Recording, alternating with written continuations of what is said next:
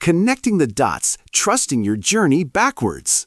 Most people will never understand the true meaning of connecting the dots, trusting your journey backwards. They go through life half asleep, following the crowd, never questioning why they feel empty inside. But you're different. You clicked on this video because something inside you knows there's more.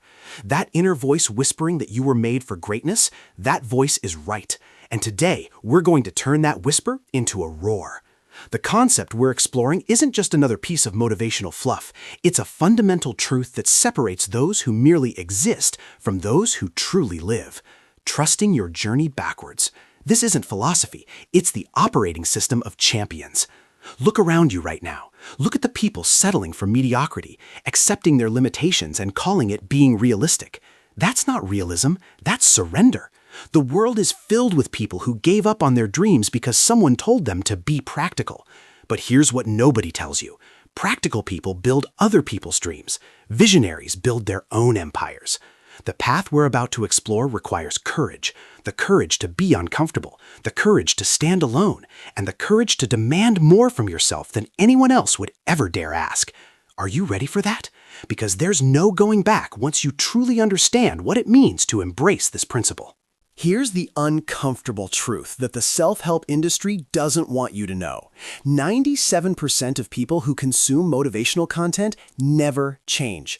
They watch the videos, read the books, attend the seminars, and then go right back to their old patterns. Why?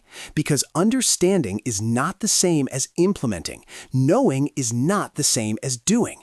They mistake the feeling of inspiration for the reality of transformation. That dopamine hit from watching a powerful video tricks their brain into thinking they've actually accomplished something. But their life remains unchanged, their potential remains unrealized, and their dreams remain fantasies.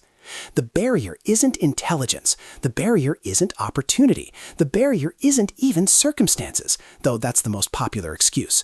The barrier is the gap between who you are and who you need to become to achieve what you want. Most people are unwilling to cross that gap because crossing it requires sacrifice. It requires doing things you don't want to do. It requires becoming a person you've never been before. It requires killing the comfortable version of yourself so that the powerful version can emerge. This psychological death is terrifying, which is why most people choose the slow death of mediocrity over the temporary pain of transformation.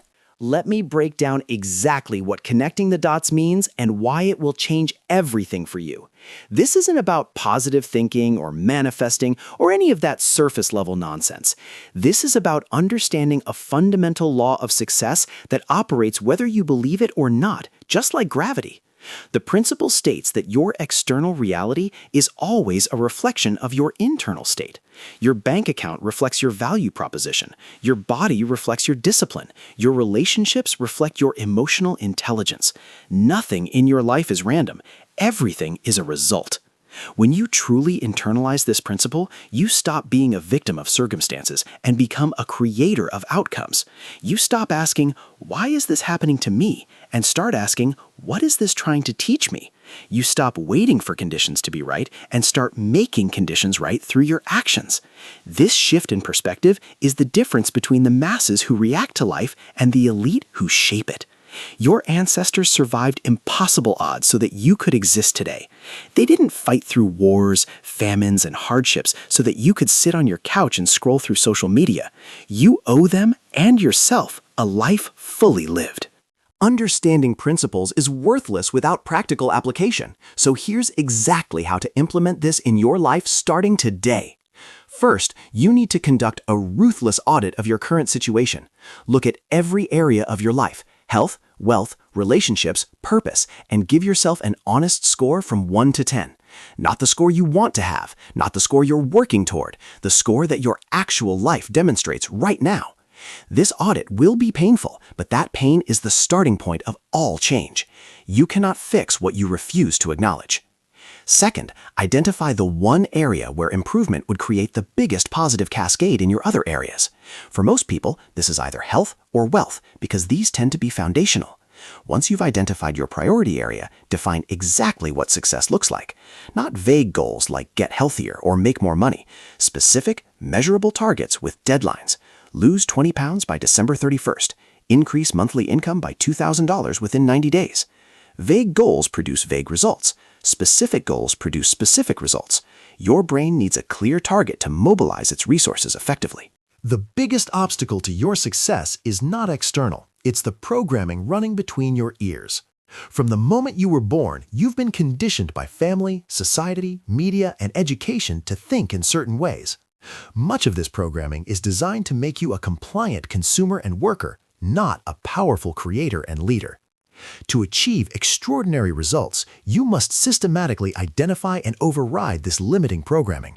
This is not easy. Your brain will resist change because it interprets change as danger. But resistance is not reality. Just because something feels wrong doesn't mean it is wrong. Start by monitoring your self-talk. The average person has 60,000 thoughts per day, and for most people, 80% of those thoughts are negative and repetitive.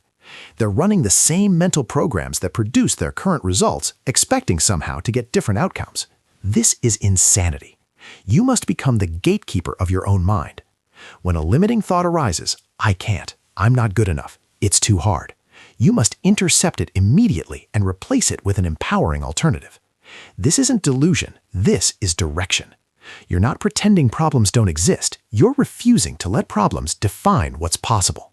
Success is not a single decision, it's a series of daily choices compounded over time. What you do today will echo in your future. That's why you need a battle plan, a non-negotiable daily routine that ensures you're making progress regardless of how you feel. Feelings are unreliable guides. Motivation comes and goes like the weather, but a well-designed routine operates independently of motivation. It turns success into a system rather than a struggle. Here's the foundation of that routine. You must win the morning. How you start your day determines how you live your day. Wake up at least 1 hour before you have to. Use that hour exclusively for activities that move you toward your goals, not email, not social media, not reacting to other people's agendas. Exercise, meditate, learn, plan, or work on your most important project. This morning ritual accomplishes two things. It ensures daily progress on your priorities, and it builds your self-discipline muscle through consistent practice. Every day you keep this commitment to yourself, you strengthen your identity as a person who does what they say they'll do. Every day you break it, you weaken that identity. Choose wisely. One of the greatest lies of modern culture is the myth of overnight success. We see someone at the top and assume they got there quickly, easily, through luck or connections. We don't see the years of struggle, the thousands of failures, the moments of doubt when they almost quit. This creates a dangerous illusion that if success doesn't come quickly, it's not coming at all. The truth is exactly opposite. Anything worth achieving takes time.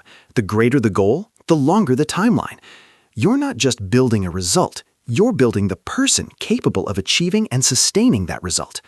Adopt what I call the decade perspective. Ask yourself, where do I want to be in 10 years?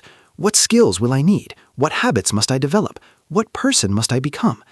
Now work backwards from that vision to today.